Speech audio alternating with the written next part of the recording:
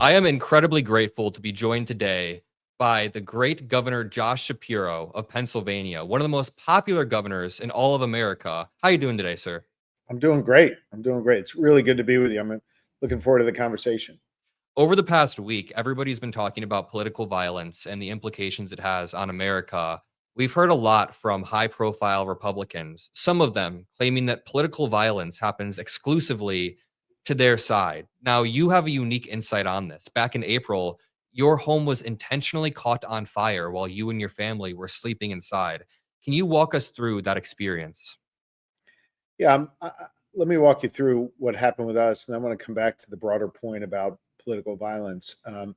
It was back in April of this year. My family and I had just finished hosting a community Passover Seder at the governor's residence. We host big community dinners and events very often for people of all different faiths and all different walks of life. This happened to be a celebration of our faith. And we finished our Seder, our dinner, and it was late. It had run late, as things typically do with our family, with so many people there. And I'd say, late in the evening, 10:30 at night, we left what we call the state dining room, which is our large entertainment space, and retired to more of the private living quarters. It was after midnight that we finally kind of got the kids settled in bed, the dogs settled, and what have you. And just as I was drifting off to sleep, I was woken with a loud bang on the door. It was a Pennsylvania state trooper yelling, "Governor, First Lady, we got to go. There's a fire." And honestly, my immediate reaction was, okay, get the kids, get the dogs, and get out.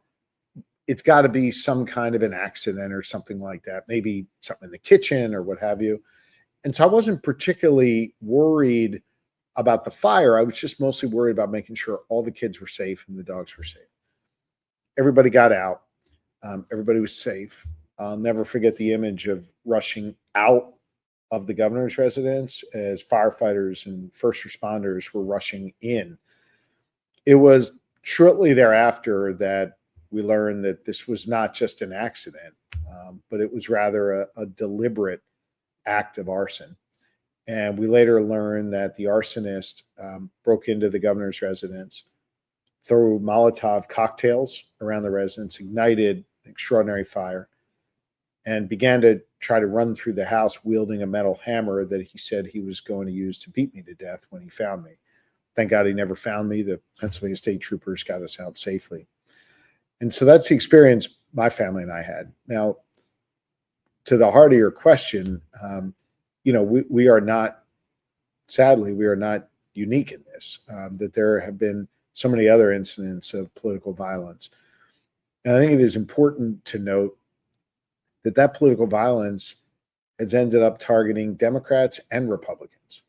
And those who have perpetuated that violence have been from the political left and the political right.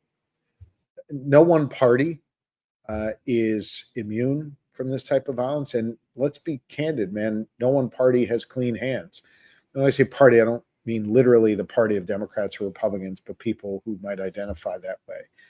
And so I think it is just a sad and scary moment in our society. Now, we are speaking roughly a week or so after Charlie Kirk's murder. I don't want anyone watching this to suggest that the pain and the challenge that my family has faced is anything like what Charlie Kirk faced or what his widow and two children now face. I mean, they have a much deeper and more sorrowful challenge to deal with right now. And I just pray for his family and pray for those who loved him. We got to end this cycle of political violence in our communities. I agree. The onus is on the people of America to end this cycle of political violence that, as you said, is affecting leaders on both sides. There should never be in America where somebody is either out speaking and debating or just going to sleep in their home and they are affected by political violence. You said just the other day that you think the president has essentially failed the leadership test and a morality test when it comes to his response. Yeah. Do you think that the onus is on the leaders at the very top, like Trump, to take the temperature down at a time when it seems to be ever increasing? Yeah. Look, I think all leaders have a responsibility to speak and act with moral clarity.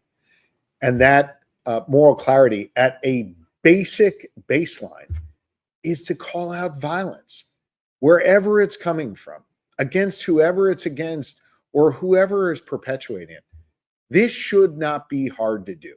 This is baseline stuff for all leaders.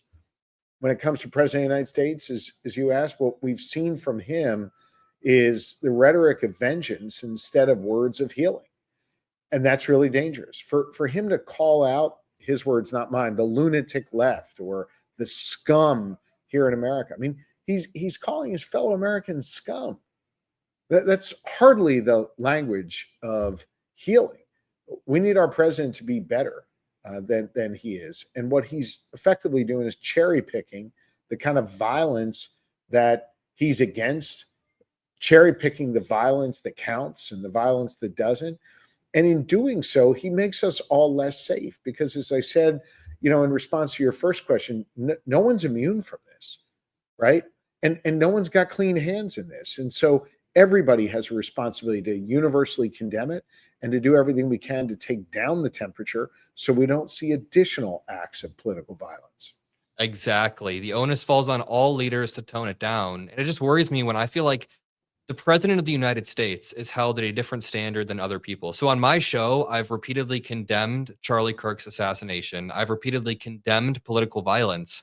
But then I open up Trump's Truth Social post and he's posting AI images of my city of Chicago being invaded. So it feels like I'm over here applying one standard to myself, but then when I turn on Fox News, they have an entirely different standard and a way bigger audience. So Yeah, I'm glad that you can acknowledge that leaders need to tone it down, especially when yeah, it comes to Donald Trump.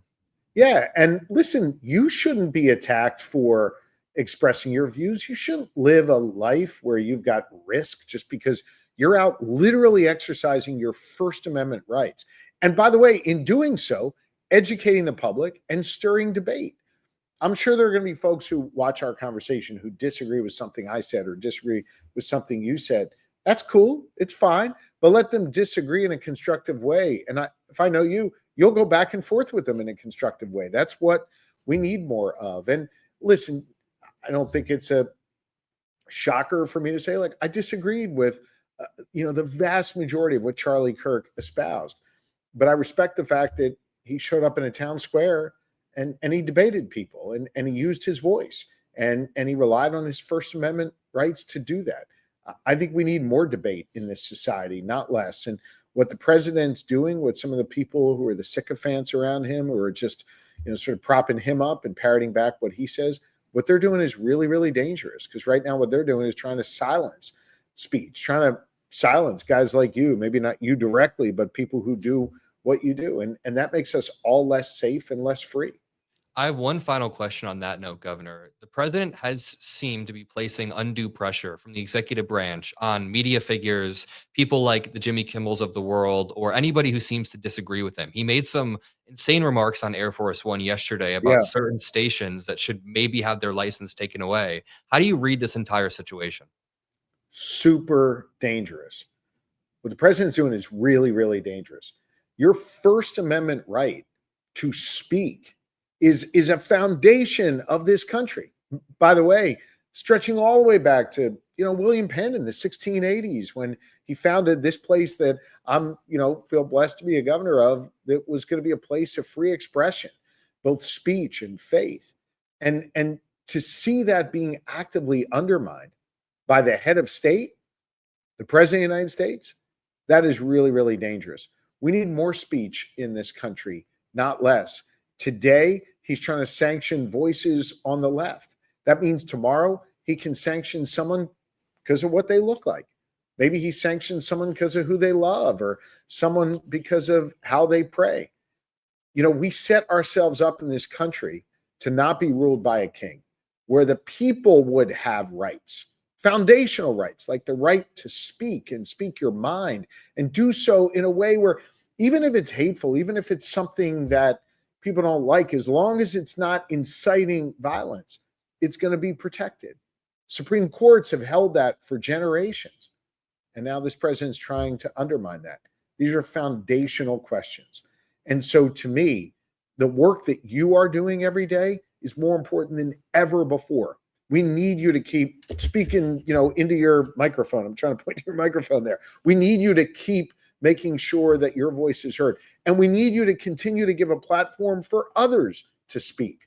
We need more speech, not less. And I'm very, very worried about the censorship we're seeing from the federal government right now. It's very dangerous.